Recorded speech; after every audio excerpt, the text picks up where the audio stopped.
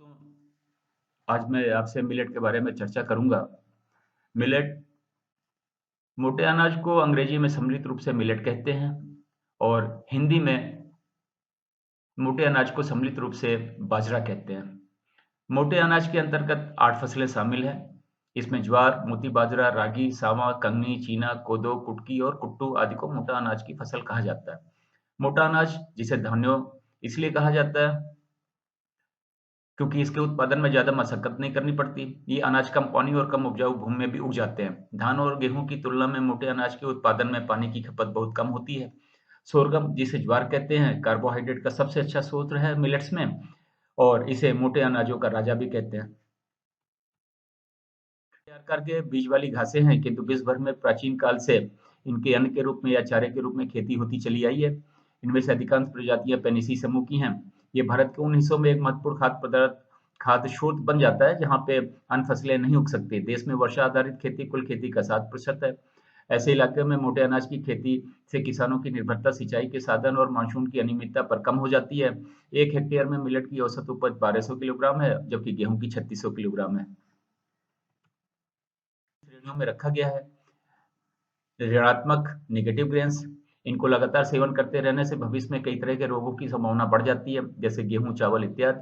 तटस्थ धान जिसे न्यूट्रल ग्रेन्स कहते हैं, ये ग्लूटन मुक्त मोटे अनाज को तटस्थ धान या मेजर मिलेट्स कहा जाता है। इसके सेवन से शरीर स्वस्थ रहता है, जैसे मोती बाजरा, रागी, ज्वार, प्रोसो इत्यादि। सकारात्मक धान जिसे पॉजिटिव ग्रेन्स कहते हैं, छोटे अनाज पॉजिटिव ग्रेन्स कहलाते हैं। इन्हें सीरी धान या माइनर मिलिट्स भी कहते हैं, जैसे कंगनी, सामक, कोदो और फिंगर मिलेट्स इत्यादि। तटस्थ ज्ञान न्यूट्रल ग्रेन्स और सकारात्मक ज्ञान पॉजिटिव ग्रेन्स को संयुक्त रूप से मिलेट्स या बाजरा कहते हैं। मिलेट्स के हिंदी, कन्नड़, तमिल, तेलुगु और मलयालम में क्रमवार नाम दिए गए हैं।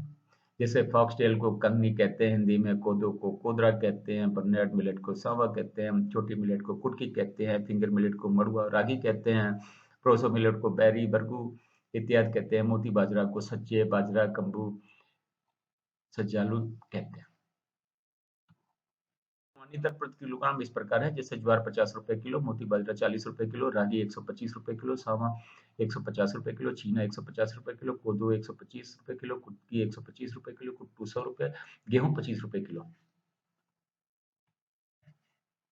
स्वास्थ्य के लिए अच्छा क्यों है? उच्च प्रोटीन, जटिल कार्बोहाइड्रेट, ग्लूटन मुक्त और उच्च फाइबर सामग्री, जिसमें घुलनशील और अघुलनशील दोनों फाइबर शामिल है। सामग्री वाले खाद्य पदार्थों के लिए विश्व में जबरदस्त रुचि है। खाद्य चेतना और खान पान की शैली में जो बदलाव आ रहे हैं, उनसे इन अनाजों की मांग में जोर पकड़ा है। चिकित्सक भी मानते हैं कि इनके प्रयोग से शरीर का वजन संतुलित रखने के साथ मधुमेह, रक्तचाप, कैंसर कोशिकाओं के विकास को रोकने में प्रभावी, पाचन शक्ति को बढ़ाते हैं।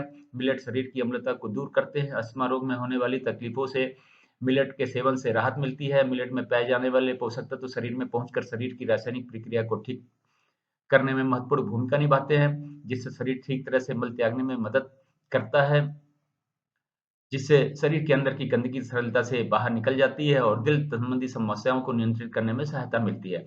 अनाज का आकार छोटा होने के कारण इसमें गेहूं की तुलना में अधिक फाइबर होता है। फेनोलिक यौगिक के कारण मिलेट में उच्च एंटीऑक्सीडेंट्स होते हैं। नुकसान क्या है? इनमें फाइटिक एसिड होता है, जो एक पोषक विरोधी है, जो पोषक तत्वों जैसे पोटेशियम, कैल्शियम, आयरन, जिंक और मैग्नीशियम इत्यादि के अवशोषण को रोकता है या कम कर देता है। इसमें उच्च फाइबर होता है। उच्च फाइबर सामग्री और धीमी पाचन शक्ति कुछ लोगों की आंत में गड़बड़ी पैदा कर सकती है। इसमें गोइट्रोजन होता है, जो आयोडीन के अवशोषण में हस्तक्षेप करता है। इसलिए हाइपोथायरॉयडिज्म वाले लोगों को बाजरा से दूर रहना चाहिए। थायराइड की समस्या वाले लोगों को मिलेट खाने से बचना चाहिए। मिलेट का औसत पोषण मूल्य। मिलेट पोषक तत्वों, गैर पोषक तत्वों, आहार फाइबर सहित कई रासायनिक घटकों का भंडार है। औसत मिलेट में 10% की नमी, 10% प्रोटीन, 10% फाइबर, 3% खनिज और विटामिन और 67% कार्बोहाइड्रेट होते हैं। मिलेट विटामिन बी, विशेषकर नियासिन और B6, calcium, iron, potassium, magnesium, zinc से भरपूर होता है। मिलेट में आमतौर पर लाइसिन एमिनो एसिड कम होता है और आहार में प्रोटीन को संतुलित करने के लिए लाइसिन से भरपूर खाद्य पदार्थों के साथ में इसका उपयोग किया जाना चाहिए, जबकि आवश्यक एमिनो एसिड के मामले में मिलेट गेहूं और मक्के से बेहतर है। मिलेट मोती बाजरा देखने में जो चित्र में दर्शाया गया है, ग्रेन ऐसा दिखता है। खेतों में पर्ल मिलेट का पौधा इस तरीके से दिखेगा आपको। 100 ग्राम पर्ल मिलेट में या मोती बाजरे के कंपोनेंट्स इस प्रकार हैं। नमी 9%, carbohydrate 62%, fibre 11.5%, protein 11%, fat 5.2%, iron, calcium, magnesium, phosphorus, potassium, niacin, thiamine, zinc, sodium, copper, selenium, carotene, folate, ये ग्राम्स और माइक्रोग्राम्स में है। इसमें 100 ग्राम पर्ल मिलेट में 378 किलो कैलोरी प्राप्त होती है। इसे रागी कहते हैं। देखने में अनाज इस तरह से दिखेगा। खेतों में रागी का पौधा इस प्रकार से दिखेगा। 100 ग्राम रागी में मॉइस्चर 11% होता है, कार्बोहाइड्रेट 67% होता है, फाइबर 12% होता है, प्रोटीन 7.5% होता है, फैट लगभग 2% होता है, iron, calcium, magnesium, phosphorus, potassium, niacin, thiamine, zinc, sodium, copper grams milligrams में है, सिलेनियम, कैरोटीन, फोलेट ये माइक्रोग्राम्स में है। 100 ग्राम फिंगर मिलेट से 328 किलो कैलोरी प्राप्त होती है। मिलेट जिसे कंगनी कहते हैं, देखने में अनाज इस तरीके से दिखेगा। खेतों में फॉक्स मिलेट का पौधा इस प्रकार से दिखेगा। 100 ग्राम फॉक्स मिलेट में moisture 11%, carbohydrate 63%, fibre 7.5%, protein 12%, fat 4.3%, iron, calcium, magnesium, phosphorus, potassium, niacin, thiamine, zinc, sodium, copper, carotene और फोलेट मिलीग्राम्स में मिलेंगे। 100 ग्राम फॉक्स मिलेट में 331 किलो कैलोरी प्राप्त होती है। जिसे चीना कहते हैं, देखने में अनाज इस तरीके से दिखेगा। खेतों में फॉक्स देखने में प्रोसो मिलेट का पौधा ऐसा दिखेगा। 100 ग्राम प्रोसो मिलेट या चीना में मॉइस्चर 11% होता है, कार्बोहाइड्रेट 60% होता है, फाइबर 14.5% होता है, प्रोटीन 12.5% होता है, फैट 1% होता है, iron, calcium, magnesium, phosphorus, potassium, niacin, thiamine, zinc, sodium, copper grams में है, सिलेनियम और फोलेट माइक्रोग्राम्स में है। 100 ग्राम प्रोसो मिलेट से या चीना से 341 किलो कैलोरी एनर्जी प्राप्त होती है। जिसे ज्वार कहते हैं, देखने में अनाज इस तरीके से दिखेगा। खेतों में सोरगम का पौधा इस प्रकार से दिखेगा। 100 ग्राम सोरगम में या ज्वार में मॉइस्चर 12%, कार्बोहाइड्रेट 68%, फाइबर 8%, प्रोटीन लगभग 11%, फैट लगभग 3%, 3.4%, iron, calcium, magnesium, phosphorus, potassium, niacin, thiamine, zinc, sodium, copper ये मिलीग्राम्स में है, सिलेनियम माइक्रोग्राम्स में है। कैलोरी 329 किलो कैलोरी 100 ग्राम ज्वार में प्राप्त होती है। जिसे कुटकी कहते हैं, कुटकी का अनाज देखने में ऐसा दिखेगा। कुटकी का पौधा खेतों में इस प्रकार से दिखेगा। 100 ग्राम कुटकी में moisture 14%, carbohydrate 67%, fibre 8%, protein 10%, fat 4%, iron, calcium, magnesium, phosphorus, potassium, niacin, thiamine, zinc, sodium, selenium milligrams में है। 100 ग्राम कुटकी में 329 किलो कैलोरी एनर्जी प्राप्त होती है। देखने में अनाज इस प्रकार से दिखेगा। खेतों में कोदो का पौधा इस प्रकार से दिखेगा। 100 ग्राम कोदो में 14% मॉइस्चर है, 66% कार्बोहाइड्रेट है, 10% फाइबर है, 10% प्रोटीन है, 3.6% फैट है, calcium, iron, magnesium, phosphorus, potassium, niacin, thiamine, zinc, sodium ये मिलीग्राम्स में है, फोलेट माइक्रोग्राम्स में है। 100 ग्राम कोदो से 353 किलो कैलोरी ऊर्जा प्राप्त होती है। जिसे सावा कहते हैं, देखने में सावा इस तरीके से दिखेगा। खेतों में सावा का पौधा इस प्रकार से दिखेगा। 100 ग्राम सावा में या बर्नयार्ड मिलेट में 11% मॉइस्चर होता है, 61% कार्बोहाइड्रेट है, 7% फाइबर है, 11% प्रोटीन है, 3% फैट है। Iron, calcium, magnesium, phosphorus, potassium, niacin, thiamine, zinc, sodium ये ग्राम्स में है। फोलेट माइक्रोग्राम्स में है। 100 ग्राम बर्नयार्ड मिलेट में 300 किलो कैलोरी ऊर्जा प्राप्त होती है। बकव्हीट जिसे कुट्टू भी कहते हैं, देखने में कुट्टू का अनाज इस प्रकार से दिखेगा। खेतों में कुट्टू का पौधा इस प्रकार से दिखेगा। 100 ग्राम कुट्टू में 11 ग्राम मॉइस्चर होता है, 61% कार्बोहाइड्रेट होता है, 10% फाइबर होता है, 13.5% के करीब प्रोटीन होता है, 3.5% फैट होता है। Iron, calcium, magnesium, phosphorus, potassium, niacin, thiamine, zinc, sodium, copper ये ग्राम्स में है। सिलेनियम, कैरोटीन, फोलेट माइक्रोग्राम्स में है। 100 ग्राम कुट्टू से या बकव्हीट से 343 किलो कैलोरी ऊर्जा प्राप्त होती है। गेहूं मिलेट्स नहीं है, लेकिन उन मिलेट्स के को कंपेयर करने के लिए मैंने गेहूं की भी चीजें डाल दी हैं। जैसे देखने में गेहूं इस प्रकार से दिखेगा, खेतों में गेहूं का पौधा इस प्रकार से दिखेगा। 100 ग्राम गेहूं में 12% मॉइस्चर होता है, 61% कार्बोहाइड्रेट होता है, 10.5% फाइबर होता है, 14% प्रोटीन होता है। इस प्रोटीन में 90% ग्लूटिन प्रोटीन है, जो ग्लूटन एनर्जी वालों के लिए बहुत ही नुकसानदायक है। 2% फैट होता है। Iron, calcium, magnesium, phosphorus, potassium, niacin, thiamine, zinc, sodium, copper ये मिलीग्राम्स में है। सिलेनियम, फोलेट ये माइक्रोग्राम्स में है। 100 ग्राम गेहूं से 339 किलो कैलोरी एनर्जी प्राप्त होती है। अनुकूल तुलनात्मक घटक का अगर देखें तो ज्वार मिलेट में सर्वाधिक कार्बोहाइड्रेट है, प्रोसो मिलेट में न्यूनतम कार्बोहाइड्रेट है, कुट्टू में अधिकतम प्रोटीन है, प्रोसो मिलेट में न्यूनतम फैट है, प्रोसो मिलेट में अधिकतम फाइबर है, फिंगर मिलेट में सबसे ज्यादा कैल्शियम है, कुट्टू में सबसे ज्यादा मैग्नीशियम है, कुट्टू में अधिकतम फास्फोरस है, कुट्टू फिंगर मिलेट्स में सबसे ज्यादा पोटेशियम है, बर्नयार्ड मिलेट में अधिकतम आयरन है, फॉक्सटेल मिलेट में अधिकतम थायमिन है, कुट्टू मिलेट में अधिकतम नियासिन है। सभी मिलेट्स की अच्छाइयों का लाभ पाने के लिए इसे बारी बारी से खाते रहना चाहिए, क्योंकि सभी के गुण अलग अलग हैं।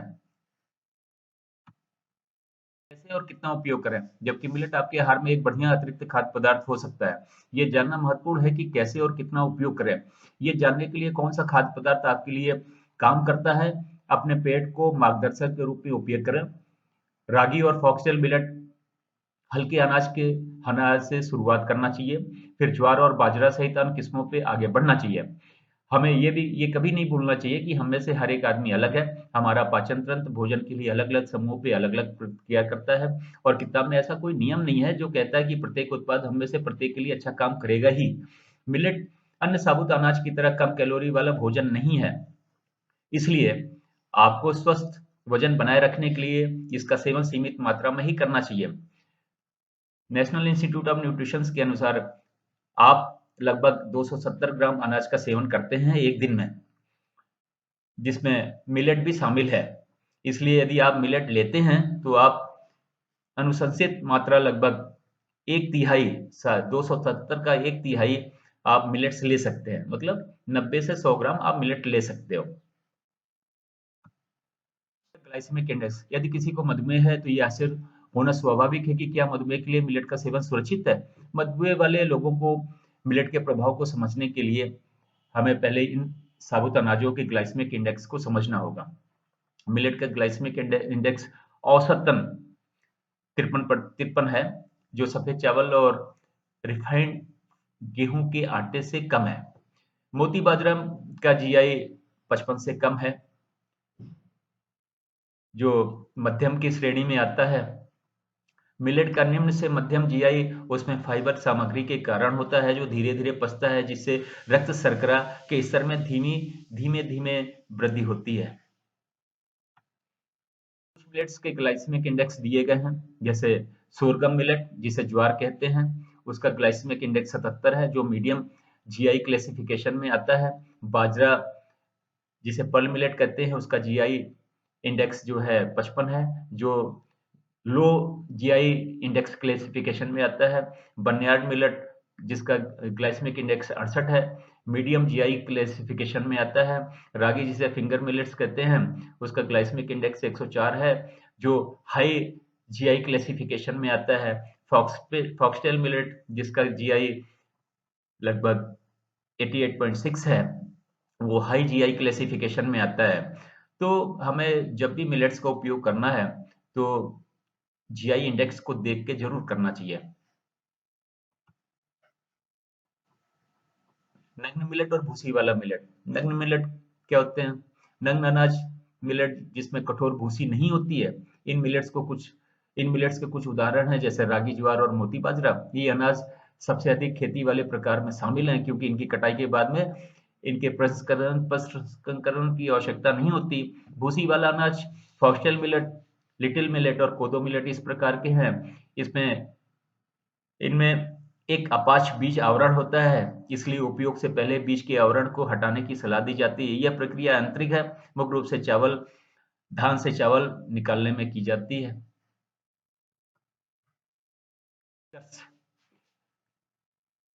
हमने ढेर सारी खूबियों के बारे में चर्चा की मिलेट्स की। दोस्तों, सारे अनाज में ढेर सारी अच्छाइयाँ हैं, तो कुछ खराबियाँ भी हैं। तो उनको लगातार न खा के हमें रोटेशन में खाना चाहिए, बदल-बदल के अनाज खाना चाहिए, ताकि किसी का अगर किसी से अगर नुकसान हो रहा है, तो वो कम हो और दूसरा उसकी पूर्ति कर दे।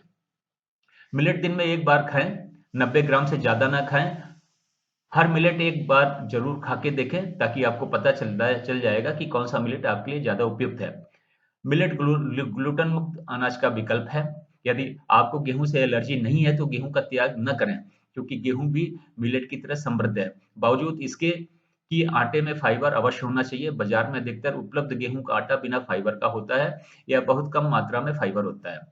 क्योंकि मिलेट का स्वाद गेहूं जितना अच्छा नहीं होता है, इसलिए लोग इसे स्वादिष्ट बनाने की कोशिश करते हैं, तो समस्या शुरू हो जाती है। हम तब ये कम पौष्टिक अनाज हो जाता है, समान अनाज बन जाता है।